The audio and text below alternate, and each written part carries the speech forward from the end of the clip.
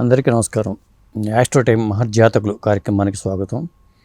ఈ కార్యక్రమంలో మనం చాలామంది ప్రముఖుల జాతకాలను అనాలిసిస్ చేద్దామనే ఉద్దేశంతోనే చేస్తున్నాను. ముఖ్యంగా ఏంటంటే దీన్ని రాజకీయాలకు ముడిపెట్టి మీరు ట్రోల్ చేయకుండా ఉండటం మంచిది. ఎందుకంటే అసలు గ్రహాల పరిస్థితుల ప్రకారమే జీవితం జరుగుతుందా లేదా అనే దీనికోసమే నేను విశ్లేషణ చేస్తున్నాను. కానీ రాజకీయ పరంగా ప్రిడిక్షన్స్ లాగా దీన్ని చూడొద్దు అనేది మనవి. ముఖ్యంగా ఏంటంటే ఈరోజు చెప్పే జాతకం ఏంటంటే మన ముఖ్యమంత్రి, తెలంగాణ ముఖ్యమంత్రి రేవంత్ రెడ్డి గారి జాతక విశ్లేషణ ఇది.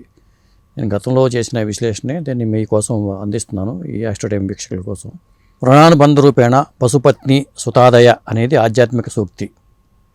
సర్వం కర్మాధీనమే అని కూడా అందరూ నమ్ముతూ ఉంటారు. మరి మన జాతకాన్ని బట్టి జీవితం కూడా ఉంటుందనేది అందరికీ తెలిసిన విషయమే. మరి ఆ జాతకం కూడా మన గత జన్మ కర్మలను బట్టి దానికి అనుగుణంగానే ఉంటుంది. ముఖ్యంగా ఏంటంటే మన ముఖ్యమంత్రి రేవంత్ రెడ్డి గారి జాతకంలో ఉన్న ప్రత్యేకతలు ఏంటి, ఆయన జీవితం కూడా గ్రహ గతుల మీదనే ఆధారపడి ముందుకు వెళ్ళిందా లేదా అనే విషయాన్ని నేను ఇప్పుడు చెప్పబోతున్నాను మీకు. ఒక జాతకాన్ని విశ్లేషణ చేయాల్సి వస్తే మాత్రం ఆ వ్యక్తి ఎక్కడ పుట్టాడు, ఎప్పుడు పుట్టాడు, ఎన్ని గంటలకు పుట్టాడు అనేది మనకి తప్పనిసరిగా కావాలి. మరి రేవంత్ రెడ్డి గారి విషయంలో ఏంటంటే మనకి గూగుల్ నుంచి తీసుకున్న డేట్ ఆఫ్ బర్త్లు తప్పితే ఒరిజినల్గా మనకు వచ్చింది కాదు. అలాగే సోషల్ మీడియా నుంచి సేకరించిన సమాచారం ఆధారంగానే నేను ఈ జాతక విశ్లేషణ చేస్తున్నాను. ఆయన 1969 సంవత్సరం నవంబర్ నెల 8వ తేదీన జన్మించినట్టుగా మనకి రికార్డులో ఉంది. మరి ఖచ్చితమైన పుట్టిన టైం అనేది ఖచ్చితంగా లేదు. అందువల్ల నేను భృగునాడి జాతక విధానంలో ఈ విశ్లేషణ చేస్తున్నాను, ఆ విషయం గమనించండి. మనకు తెలిసిన ప్రకారం ఏంటంటే ఆయన కుంభలగ్నంలో తులారాశిలో జన్మించారనేది మనకు తెలిసిన విషయం. చిత్తా నక్షత్రం 3వ పాదం. జన్మకుండల ప్రకారం ఏంటంటే కుంభలగ్నంలో రాహు ఉన్నాడు. కుంభలగ్నంలో రాహు ఉన్నాడంటే సప్తమ స్థానంలో సింహంలో కేతు ఉంటాడని అర్థం. మరి అష్టమ స్థానమైన కన్యలో గురువు ఉన్నాడు.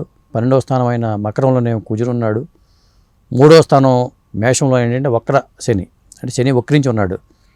అలాగే 9వ స్థానం తులలో చంద్రుడు, శుక్రుడు, బుధుడు, రవి ఉన్నారు. ఇక కుజ నక్షత్రమైన చిత్త నక్షత్రం జన్మించడం వల్ల ఆ కుజ మహర్దశతోనే ఆయన జీవితం, ఎవరి జీవితమైనా ఆరంభమవుతుంది. ఎవరైనా చిత్తలో పుట్టిన వాళ్ళందరికీ కూడా కుజ మహాదశలోనే జీవితం ప్రారంభమవుతుంది.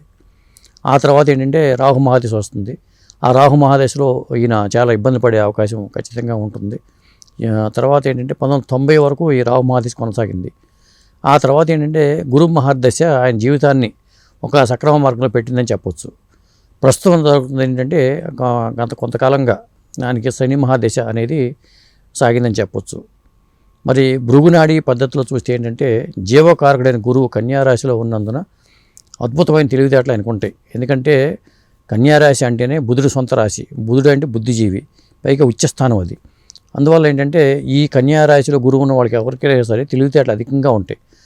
పైగా మెమరీ పవర్ ఎక్కువగా ఉంటుంది, ఒకసారి చదివితే గుర్తుపెట్టుకుంటారు వాళ్ళు. అలాగే గురువు కుజ సంబంధం ఉండటం వల్ల ఈ పంతాలు పట్టింపులు బాగా ఎక్కువ ఉంటాయి. పైగా కుజుడిది ఉచ్చస్థానం. ఏదైనా పంతం పడితే దాన్ని నెరవేర్చుకునే దాకా వదిలిపెట్టరని చెప్పొచ్చు. ఎందుకంటే 159 కాంబినేషన్లో కనెక్షన్స్ వస్తున్నాయి కాబట్టి నేను చెప్పేది. గురువుకి కుజుడికి కనెక్షన్ ఎలా అంటే 159 కాంబినేషన్లో చెప్పాలి. అలాగే కర్మకారకుడు శని నీచబడినా కానీ లగ్నం నుంచి 3వ స్థానంలో ఉండటం వల్ల నీచభంగ రాజయోగాన్ని శని ఇచ్చాడని చెప్పొచ్చు. మరి అలాగే ఆయన జీవితం రాజకీయాల వైపు మలుపు తిరగడానికి ప్రధానంగా కారణం ఏంటంటే అది శని ఉన్న స్థానం ఏంటంటే వక్రించి ఉండటం వల్ల ఆ రాజకీయాల వైపు మలుపు తిరిగింది. లేకపోతే ఆయన ఈ ఫీల్డ్లో ఉండాల్సిన వ్యక్తి కాదు. మరి సాధారణంగా రాజకీయంగా రాణించాలంటే శనికి రవితో కానీ రవి రాశులతో కానీ సంబంధం ఉండి తీరాలన్నమాట. మరి ఆయన జాతకంలో ఎలా ఉందనేది ఒకసారి చూద్దాం. మేషంలో ఉన్న శనికి దానికి 5వ స్థానంలో ఉన్న రవి స్థానమైన సింహంతో కనెక్షన్ ఏర్పడింది 159 కాంబినేషన్లో. అలాగే తులలో ఉన్న రవితో సప్తమ దృష్టి కూడా ఉంది. అంటే శని మీద రవి దృష్టి అనేది ఖచ్చితంగా పడింది.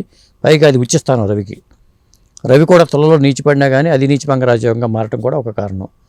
ముఖ్యంగా ఏంటంటే ఆయన జీవితాన్ని దిశానిర్దేశం చేసిన రకంగా శనినే చెప్పాల్సి ఉంటుంది. ఎందుకంటే ఆయన జీవితం రాజకీయాల వైపు మళ్ళడానికి ప్రధాన కారణం శని గ్రహమేనని చెప్పొచ్చు.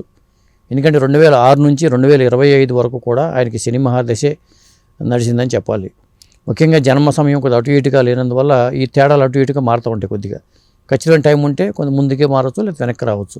కానీ టైం అదే టైంలో ప్రధానంగా ఒక 2-3 నెలలు లేకపోతే 4-5 నెలలు మారుతుంది అంతే.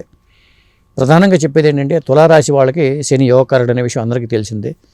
కానీ గత జన్మల పాపకర్మలు ఏవైనా ఉంటే వాటిని అనుభవించకుండా శని వదిలిపెట్టడం ఎవరైనా కానీ, తులారాశి కానీ వృషభరాశి కానీ యోగకారకుడు అయినా కానీ గత జన్మల్లో ఏవైనా కర్మ ఫలితాలు ఉంటే మాత్రం శని ఖచ్చితంగా అనుభవించేలా చేస్తాడు. మరి రేవంత్ రెడ్డి గారి విషయంలో ఏంటంటే అదే జరిగిందని చెప్పొచ్చు.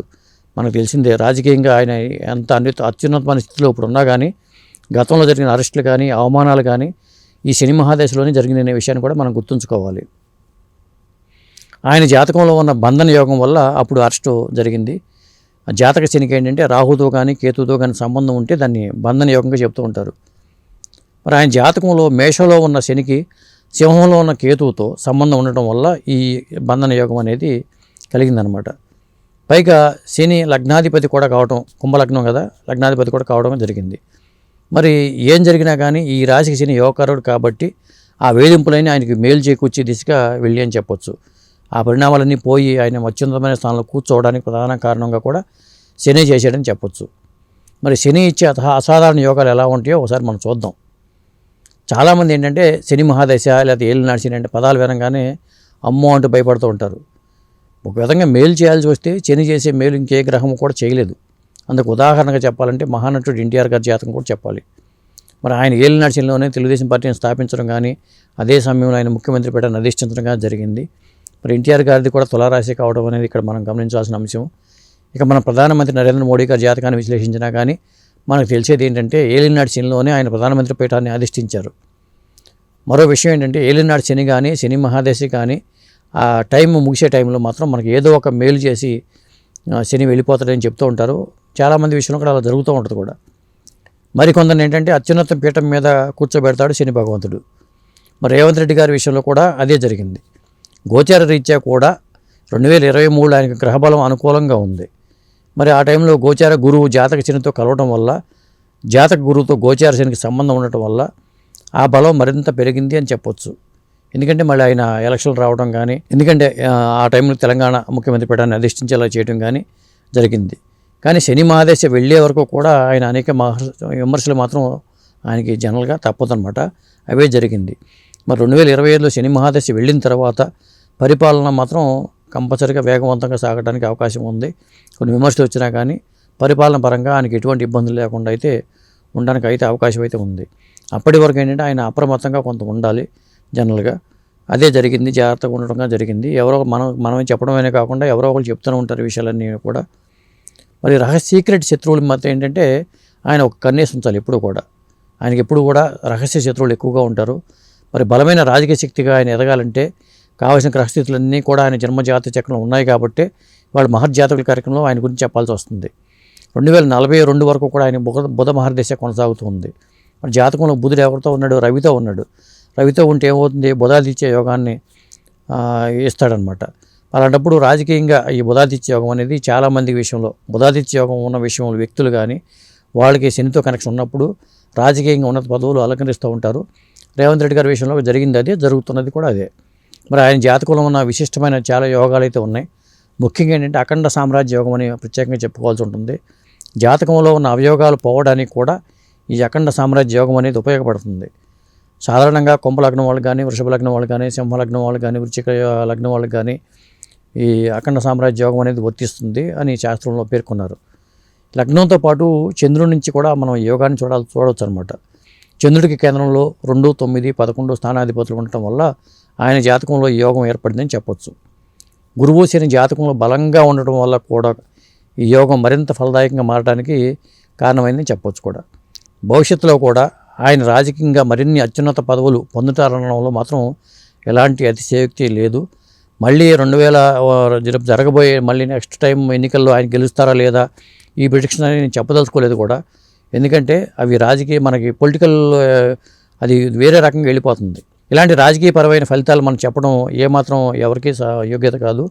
జాతక విశ్లేషణ చూడాలనుకున్నప్పుడు వాళ్ళు రీసెర్చ్ చేసే వాళ్ళకి కానీ ఏ గ్రహస్థితులు ఎటువంటి పరిస్థితుల కారణంగా వాళ్ళకి ఈ యోగాలు కనగలి అని చెప్పడం అనేదే నా ఉద్దేశం. అందువల్ల ఈ మహర్జాతుల కార్యక్రమాలు ఏంటంటే నేను మోడీ గారి జాతకం చెప్పబోతున్నాను, చంద్రబాబు నాయుడు గారి జాతకం చెప్పబోతున్నాను, అత్యున్నతమైన పదవుల్లో ఉన్న వాళ్ళందరి జాతకాలు కూడా నేను చెప్తాను నెక్స్ట్ మన రాబోయే వీడియోల్లో కూడా. మొదటగా ఏంటంటే రేవంత్ రెడ్డి గారి జాతకాన్ని అనాలిసిస్ చేయాలనిపించి నేను ఈ వీడియో చేస్తున్నాను. నమస్కారం అండి. Thank you.